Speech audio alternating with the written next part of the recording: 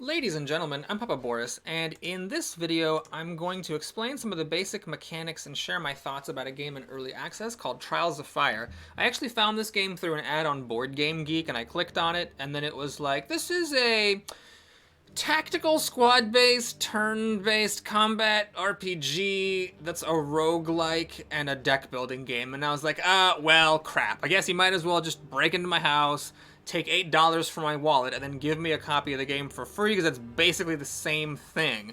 So I kind of had to buy it. I'm going to do something a little bit different in this video. I'm going to drop in media res. We're here in a battle situation. There's two phases to the game. There's like the battle part, and there's an overworld part, which is pretty common for deck building roguelike. So I'm going to explain how the battle works, because I think that's the strongest part of the game. The non-battle part of the game, I have some interesting opinions about. We'll talk about those later. But here's how battle works. Your squad of 3 heroes, which you get to choose at the beginning of the run what they'll be, and you unlock more of them as you play the game more, go up against some number of enemies. It's a squad-based turn system, so instead of each character individually taking a turn, you kind of take your turn as a team, and then the enemies take their turn as a team, and then you keep going back and forth until one side's team is down. Now, the way it works is that to do just about anything, you need to play a card. So, like, if I want to attack, I have to play an attack card. If I want to move, I need to play a move card, etc. And most cards cost willpower. Like, for example, to do a flame fan, in the moment, my elementals would have to spend 2 willpower to play it. So the question is, how much willpower do you have, and how much do you get per turn? And the answer is 0! You get 0, and every turn you get 0. So you have no willpower. The way you get willpower is by discarding a card. Now, this is something that if you're a board gamer, you might recognize from a game like Race for the Galaxy or San Juan. I don't know if there was a game that did this earlier than San Juan, but I'm going to be calling it the San Juan mechanic, and if there was a game that did it earlier, let me know. Where basically every card you have to make a choice. Do I use this card for what the card is, or do I discard it to get a resource that I need to spend to play other cards? Now, every hero has this property, which is that the first card they play per turn costs 1 resource less. So swipe would normally cost 1 willpower, but if it's the first card this hunter plays, it'll cost 0 instead. Once you play a card, all the costs of your other cards go up by 1 because that power, goes away. And the cool thing is that the willpower pool is general. So, like, this hunter could just pitch all 3 of his cards to generate 3 willpower, and then, like, the other 2 characters could use that willpower while the hunter does nothing, or vice versa. So a lot of decisions have to be made. The combat system is quite ingenious in the way that it borrows from other games, because although technically each individual thing is not original, like, it's not original that it's turn-based combat, it's not original that it's deck building, or that it's a roguelike, or this mechanic, the San Juan mechanic of discarding cards, but then when you combine everything, it actually feels very fresh and deep and quite interesting. So I really, really like the combat in this game. Let's go ahead and do a sample fight, which I'm probably not going to play at my best, but just to illustrate how things might work, and also talk about some other mechanics along the way. This warrior is going to start off by playing Stalk. Doesn't cost anything, but it's an ongoing effect. Your combo strikes deal +2 damage if you're not adjacent to any friendly characters. Now, what exactly does that mean? Well, a combo strike is if you attack a creature in melee, any of your allies that is adjacent to that creature attacks them for 1 damage as a combo strike. This makes it so that the warrior's combo strikes do a whopping 3 damage as long as she's not adjacent to any other friendly person. In addition, ongoing effects, I'll have this number which I can't mouse over to, but it's that 2 in the upper left corner of the card. That's the resilience value. What that means is that the power goes away when you take damage equal to that value. So basically, like, as the warrior takes 2 damage, the stock will go away, and that can be 2 damage all at once, or it can be like 1 damage, twice in a row. The shield that's kind of in the middle left of the card is a defense value. Defense just simply reduces incoming damage. So this would give the warrior 1 defense, and if she takes essentially 3 damage, 3 minus 1 is 2, and then the 2 is the resilience value of the card, then she loses the effect of this stock. So you have to be careful, because ongoing cards can be very tempting to play, and they can be very strong, but you can also lose them simply by taking damage, unlike in a lot of other games where it's actually very difficult to get rid of ongoing effects that somebody has played. Now, I'm going to go ahead and play that. The thing to note about defense is that at the end of each turn, you lose. I'm sorry, not the end of each, I guess like a turn later. So at the start of your turn, you lose half of all your defense. I believe it's rounded up. So if I don't take any damage, this one will turn into a 0, and I will just lose that defense. So you don't want to hoard defense, because defense is extremely ephemeral. Now this elementalist is actually fairly good in melee. A lot of the stuff is short range. So what I'm gonna do is I'm actually planning to get her into melee with the warrior, let these guys come up, and then take advantage of these combo strikes. So right now she doesn't actually have any melee attacks that would trigger the warrior's combo strikes, so I kind of want to use some of this stuff up if possible. And to do so, we're going to introduce a new mechanic, which is moving. You can obviously play cards to move, but what if you don't have any move cards and you want to move? Well, the way it works is that you can spend a willpower to move 2 spaces, but that willpower has to have been generated by a card that you yourself discarded. So I'm not going to go for this cantrip, I'm just going to discard it. There's now 1 willpower in the pool, which can be spent by some people to, play a card. But I am actually going to use that willpower to just move her 2 spaces here. And we're going to let this bitch come up and hit me, and the idea is that if I draw a melee attack card, then some combo strikes can go off with this warrior. And you can hover over to see what cards are in the deck. So you can see this person does begin with a couple of swipes. So, she can draw them. There's also redraws, and redraws basically allow you to redraw the cards that you have in your hand with new cards from your deck. The better that your equipment is, we'll talk about equipment in the overworld aspect of the game, the more redraws you get. So as your characters get stronger, they also get more of an opportunity to cycle through their deck and find the specific cards they need. Now at this point, Flame Fan is not quite going to get there, but the Force Missile is. I do believe I have line of sight. If you hover over your character, you can see who you have line of sight for. It's actually kind of annoying because sometimes the portrait that comes up blocks the enemies, but this eye that pops up means I do have line of sight to it. So I'm going to just pitch this Flame Fan because I don't care about it, and I'm going to Force Missile this guy for 2 damage, plus a little bit of damage to an adjacent enemy. Okay, so now this person has a swipe. I could get this Dwarf Hunter in there and also try to get some combo strikes, but remember, this person cannot be adjacent to any friendlies, so we're going to use ranged attacks from this dwarf. At the moment, all the ranged cards are in this dwarf's deck. So what I'm going to do is I'm going to pitch the swipe from the warrior to give a willpower in the pool. I'm going to use that willpower to play Prepare, gain a willpower at the start of your turn. So you pay a willpower now, then you gain a willpower at the beginning of every turn from then on. The resilience value of this is pretty high. That number in the diamond is 4. So this hunter, who is a back range kind of dude, is going to have to take 4 damage before he loses this Prepare. And then I'm going to redraw, because I want to try to find a shot. Oh, right, you have to, okay, it's kind of weird. You have to put cards into the shrine and then redraw, and all the cards in here that you put in get tossed out, and you get new cards. Okay, there's a snapshot. This is just range attack 2, and then it could do 2 bonus damage if I wait, but I'll just go ahead and use it right now. So I'm going to throw away this defend, which is just garbage, and we're going to shoot this thing for 2 damage. Alright, so, is there any point in advancing? I'm guessing this thing is going to come up here. Well, I guess it could come up here, but then someone's going to come up here. Okay, so we're going to not use this advance. I'm just going to pitch it. And the willpower at the end of your turn that you didn't spend turns into defense. Remember, though, defense is ephemeral, so you don't necessarily want to hoard your defense. Shuffle a fatigue card into the deck. Ouch. Okay, these guys just... What, they played all their stuff for defense, they didn't want to come up? That's kind of weird. I've never actually seen that before. Okay, well, yeah, I'm not really able to do much. I guess we'll just power shot this thing to death. If you're not going to come up, I don't need to care about you. Every time you play a card that deals range damage... interesting. Can I undo that? Yeah, if you click on the pool, you undo your last thing. As long as it didn't cause any random events to be resolved, you can undo. Every time, yeah, let's just do that. Every playing card that deals range damage, gain 1 focus. Okay, so let's get rid of the defend so that you can play your focus. And then power shot is going to actually cost 2 willpower, right? So we're going to get rid of defend. I just don't like defend cards. We'll shoot you. Get a willpower back. And then I guess this I'm probably not going to use, so we'll just pitch that. Get you to die again. And I want to keep the swipe because I'm going to activate the combo strikes from this stock. The advance, I still don't think I really want to use. I guess we'll keep the swipe because it's an attack. Okay, so I'm just going to pass because I do want to have a swipe for damage on these guys when they come out. Okay, you guys going to come out? Notice how their defense dropped to 1?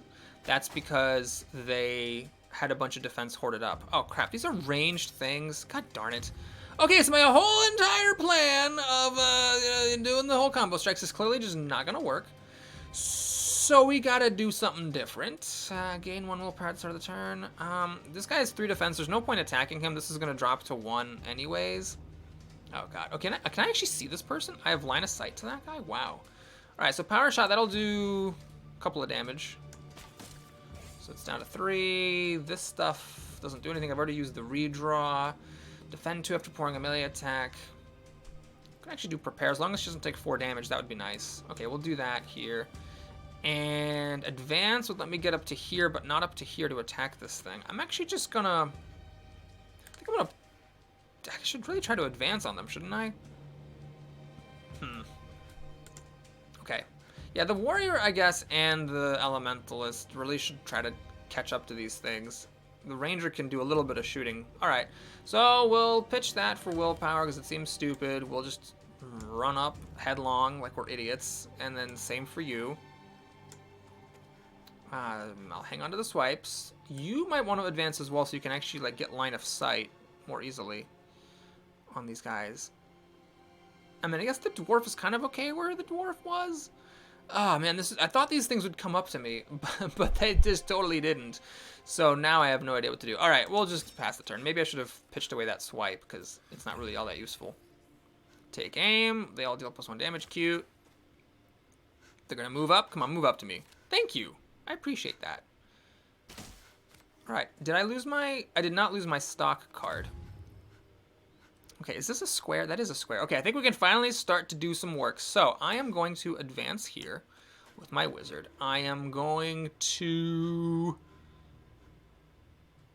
just... it sucks. Yeah, I'm just going to pitch that to move here. Note that although there was already willpower in the pool, to move to, you have to use up one of your own cards. So it's kind of weird how this sort of under the hood keeps track of where the cards came from, though you can't see it that easily. And now finally, she's going to swipe this thing. So she's going to do 2 damage to it.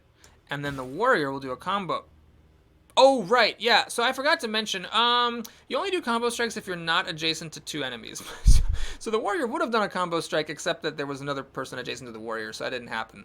Well, anyway, it's cool. So we'll just do another swipe and kill that thing. So nice wizard here, doing very wizardly-like stuff. You can pitch a card. So the warrior has 2 willpower. Do this wild swing that does a bunch of damage. And then that broke the resilience value of take aim, so the range attacks no longer do bonus damage. And I guess we should try to finish this person off. Either a power shot or a swipe would have done. Okay, so that was terrible play, but also how the combat works. Now let's shift to talking about what happens outside of combat. So after combat, I really like this system a lot. You get like a certain number of level ups. There's no experience in this game, it's just you get a level up. For a typical battle, you get 1 level up. If you fought like a boss or something, you might get like 3 level ups.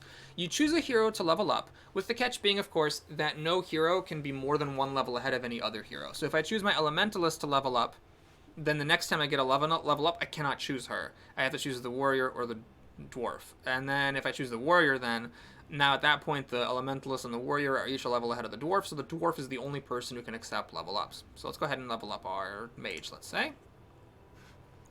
And in a lot of roguelike RPGs, well, there's not that many of them, but like, you know, games like Dream Quest, Meteor Fall, Slay the Spire, getting cards is a very double-edged sword because you get a card, but it takes up space in your deck. If it doesn't really fit with what you're doing, it can actually be a bad thing. But in this game, what actually happens is that you have these like 9 class skills, and when you gain a new card, you replace one of your class skills with that card. So it's every time you gain a card, you're gaining a card and removing a card at the same time.